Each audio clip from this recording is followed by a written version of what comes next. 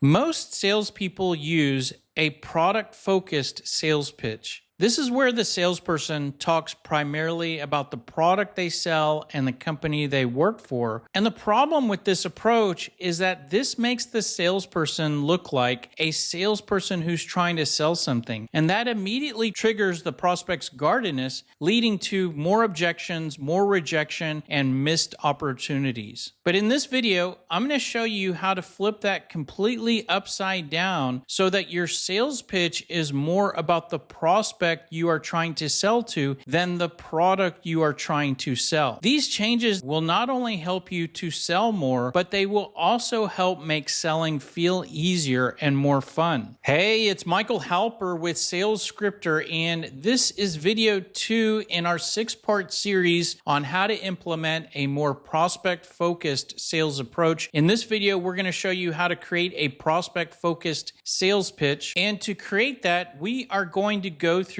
our 6-step sales message brainstorming process. And this is going to help us to create an optimum set of talking points and questions to ask for your product or service. And when you go through this process, you'll end up creating something that looks like this. Each step of this process and each of these sets of bullet points create what we refer to as building blocks. And once you have your building blocks, you can mix and match those to create a cold call script, an appointment script, objection responses, email messages, voicemail messages, sales presentation outline, and a lot more. And so one last thing before we start to go through this process, you can certainly use AI to create these talking points and questions. And at the end of the video, I'll show you how to do that. So starting with the first step in this process is basically to outline the key details of the product or service you sell. This step should be pretty easy because most salespeople are already talking a lot about the product they sell.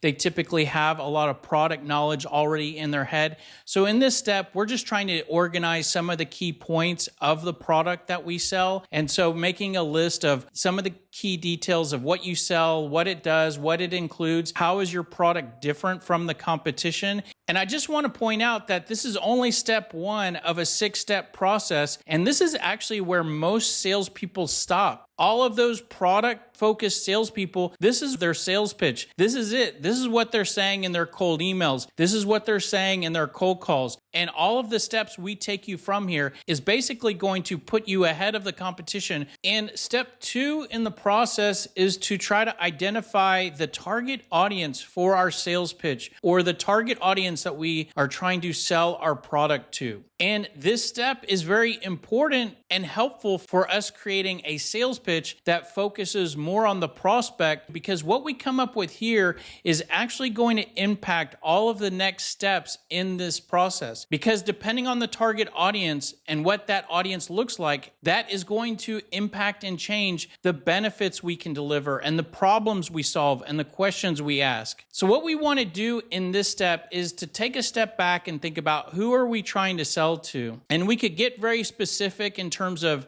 the title or the industry, but it might be the case that you sell to many different types of prospects. Maybe you have a big list of a lot of different businesses in your territory. And if that's the case, you could certainly use a broad target audience like just businesses or individuals or people and not get very specific. And in some cases, this is a good place to start if you're going through this process for the first time and creating your first sales message using our methodology. But in a lot of cases, you could get very specific in terms of the target audience that you're selling to. For example, maybe you just sell to specific industries like manufacturers or hospitals or banks or financial institutions, oil and gas companies. You might sell to different size of businesses.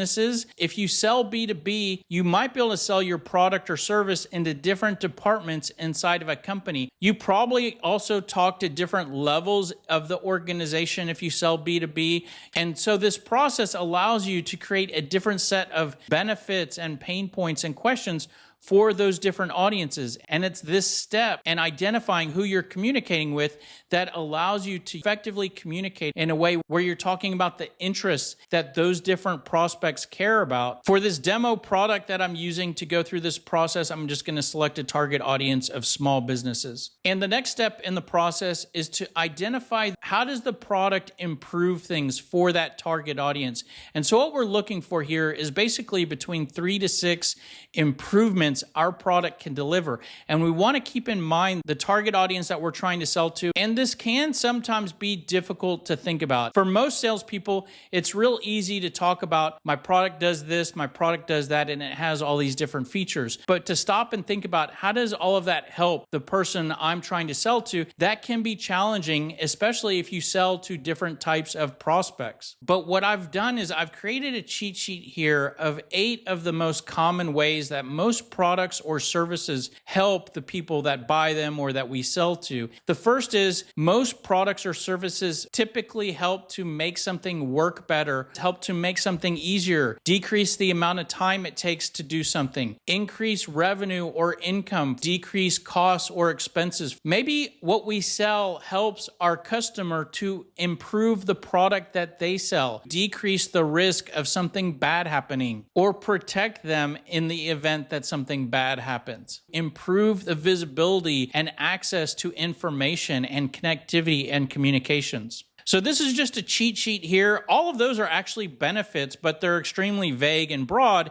And what we can do is we can use those categories or those examples to get ideas more specific to what we sell. And to help with this, we can actually bring back the features of what we sell and think about the different things our product does. And when our product does this or provides that, does that help to improve anything, help to decrease time in any way, help to increase the financial impact of revenue or income? And you can just kind of go through this cheat sheet to get ideas in terms of improvements. You could also bring back the differentiation and ways that you're different. So just going through this process, we should be able to arrive at a few ideas of improvements we can deliver, and then put a few words around that to create an optimized set of improvements your product can deliver to the target audience that you've selected. And this will help you to be more prospect focused, because with this, we can talk about these improvements more. And if we create a good list that align with the target audience that we're communicating with, we can speak their language and talk about things they care about and talk more about their interests and what they want or need to improve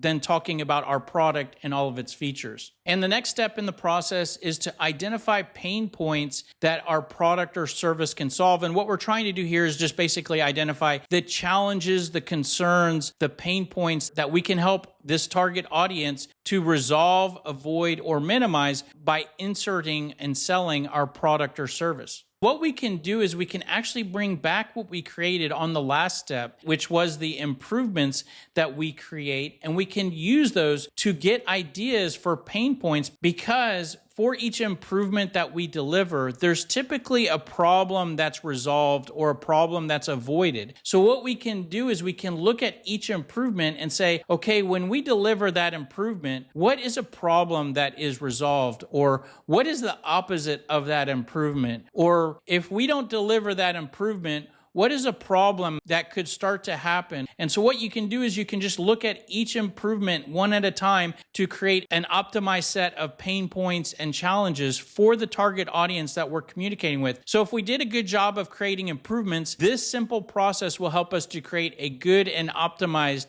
set of pain points that are aligned with the target audience that we're communicating with. And having this set of pain points will help us to talk more about the challenges that the prospect is experiencing and identifying if the prospect has the challenges that we can help with. And this can be much more effective at getting conversations centered around the prospect than always being centered around the product and the features that we're trying to sell. And really, the best way to make conversations and cold calls and meetings more about the prospect than about the product is by asking good questions. And that's what the next step in this process is going to help us to do. We help you to create two sets of questions. The first set of questions is what we refer to as pain questions. And this should be fairly easy to do because all we have to do is bring back the pain points that we just created on the previous step. Because for each pain point, there is typically a question or two that we can ask to see if the prospect has that pain point, has that concern. So what we can do very easily is just go through each pain point one at a time, look at it, and ask ourselves, what could we ask the prospect to identify if that is a concern or if they currently have that pain point? And to go through this one at a time will help us to create a list of pain questions that align with the pain points that our product or service can help to solve. So if we created a good list of pain points, this step right here will help us to create a good list of questions to ask. Another set of questions to ask are what I refer to as current state questions. These are questions that help you to learn about what the prospect is doing in the area where your product or service fits. What I've done is I've created a cheat sheet here that we can go through that you can use to get ideas to create your current state questions. So you certainly want to ask a question to identify if the prospect is currently using the product or service you sell, or if they've currently purchased it or currently have it. And if they are using it or do have it, you always want to ask about who their current vendor provider is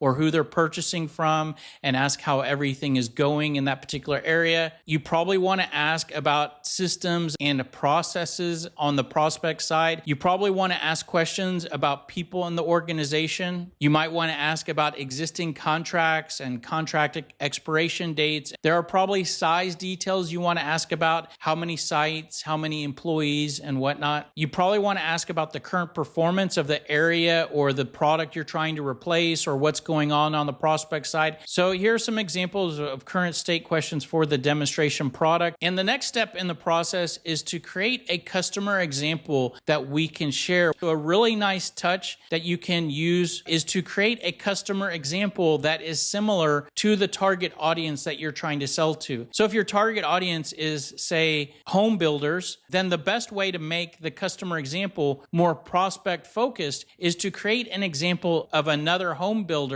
But what I've done is I've actually created 5 simple questions or answers for you to fill in. And with these 5 very simple answers, what we can do is we can create a very clear and concise customer example. And so the first thing to identify is another customer we've helped. And if you don't feel comfortable mentioning their name, you could just use a descriptive label. It can be great if you can identify a problem or pain point they had that motivated them to come to you, or that motivated them to buy from you, or a problem they had that you helped to solve and what you sold to them in terms of the product, and then identify an initial improvement your product or service delivered, and then an ultimate improvement or a secondary improvement that was created by that initial improvement. And I'll show you what all of this looks like filled in using those 5 steps here. We worked with SmileBright. They basically came to us because they were not getting enough website traffic. We helped to solve that with our SEO services, and that helped to increase their website traffic by 40%,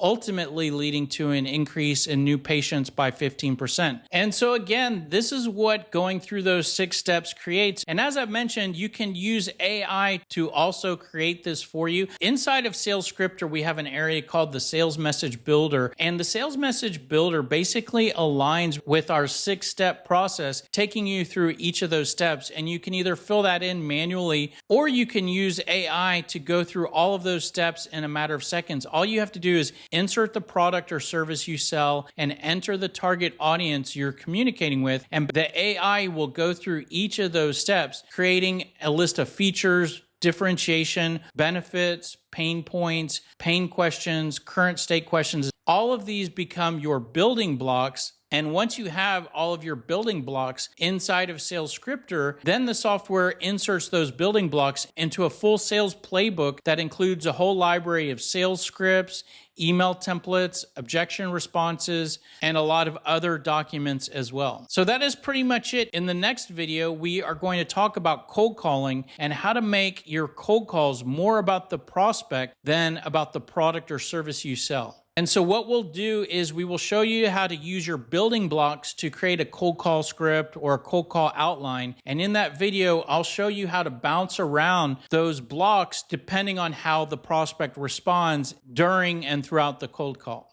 And so if this has helped you in any way and you want to return the favor, very easy to do. All you do is like, comment, share this video, subscribe to our channel. Any of those help us and none of those cost you anything. If you have questions or you want more information, the best place to go is salescriptor.com. Thanks for being here. Hope this was helpful and we look forward to seeing you on the next video. Have a great day. Take care. Bye.